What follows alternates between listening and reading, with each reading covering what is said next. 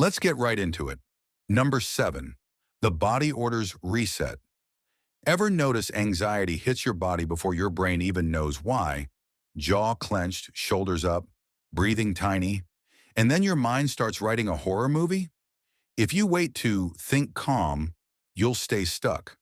Psychologists use bottom-up regulation. Calm the body and the brain follows. Here's the self-talk trick. Give your body simple orders like you're pressing buttons. Say, jaw, unclench. Shoulders, drop. Hands, relax. Exhale, slow. Keep it short, like a coach. Your brain treats that as a safety signal, like flipping from fight or flight to, we're okay. It's low-key wild how fast your heart rate settles when you actually obey your own instructions. Do this 10-second sequence. Plant your feet, look at one object, and say, feet grounded. Then take one long exhale and say, long out breath.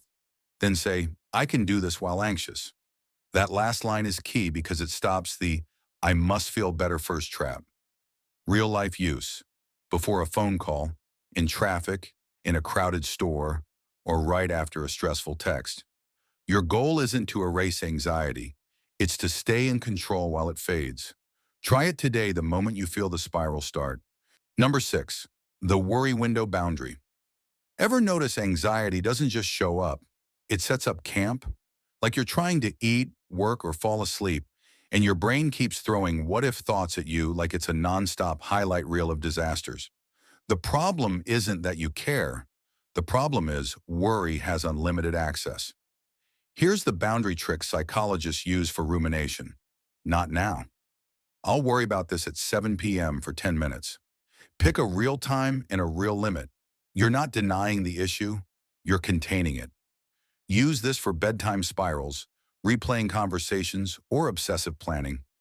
Example, you're in bed and your mind starts listing everything you did wrong today. Say, not now. Tomorrow at 6:30, 10 minutes. Then write one line in your notes. Worry topic. Chakri. That tiny note tells your brain, I won't forget, so it stops nagging you. If your mind argues, hit it with, I'm not ignoring you, I'm scheduling you. That line is clutch because it gives worry a box. And once worry has a box, your brain stops acting like it has to solve everything right this second. You fall asleep faster, and you think clearer tomorrow. Number 5, the permission slip phrase. Do you ever get anxious and your brain starts yelling, fix your whole life right now? Like you're in bed at 1 a.m. and suddenly you're trying to solve money, relationships, and your future in one sitting. That pressure isn't motivation. It's your nervous system hitting the gas. Here's the permission slip psychologists use to drop the intensity fast. Say, I don't have to solve all of this today. Or, I only need to handle the next 5 minutes. You're not quitting. You're shrinking the task so your brain can breathe. When you feel the spiral, pair the phrase with one tiny commitment. Tomorrow, I'll do one step, one email, one appointment, one page, one 10-minute timer. Anxiety loves vague, endless problems. Calm shows up when there's a finish line. Example, your mind says, I should be further ahead. You answer, I'd like to be further ahead, and I can take one step today. Then pick the step. Even if you still feel anxious, you're moving. Mini practice. Catch one, I have to today, and swap it to, I get to choose one step. That's how you turn pressure into progress. For real, today. Number 4, the 7 days/7 months zoom out question. Ever walk away from a convo and your brain instantly plays the cringe highlights?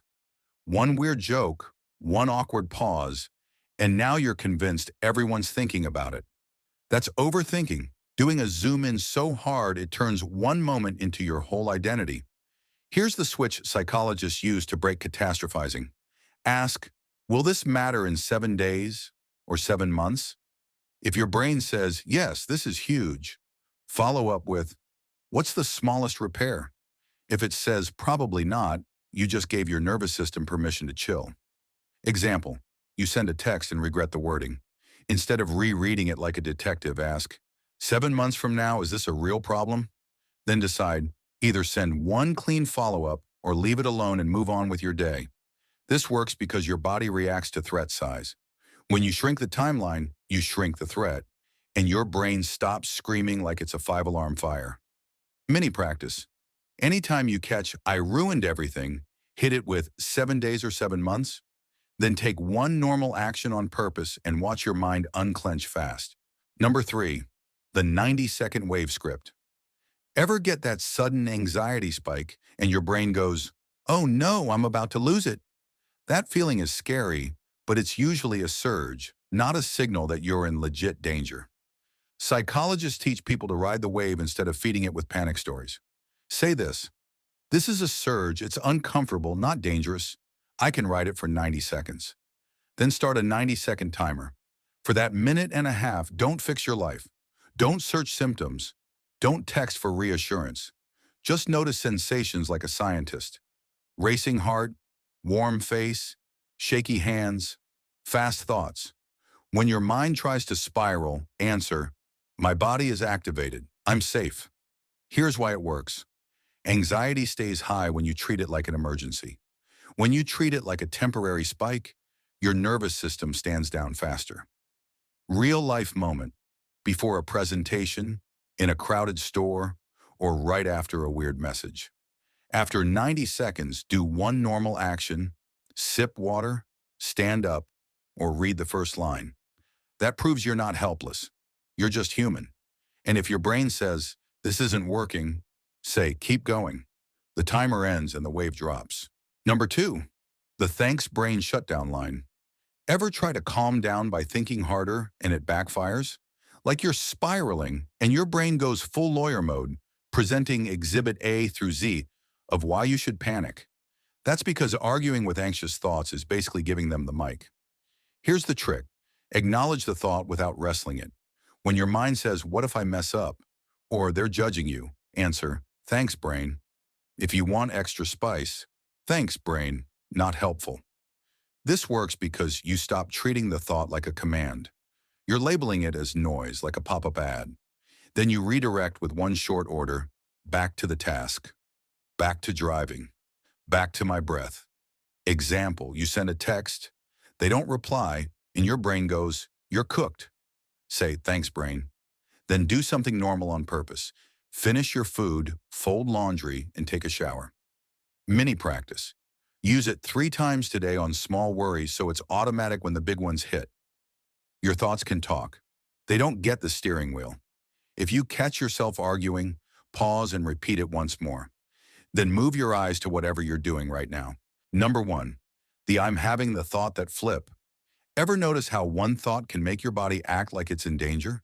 Your heart jumps, your stomach drops, and suddenly you're like, why am I freaking out? Here's the creepy part. Your brain doesn't label thoughts as guesses. It delivers them like facts and your nervous system buys it. Psychologists use a move called cognitive diffusion for this.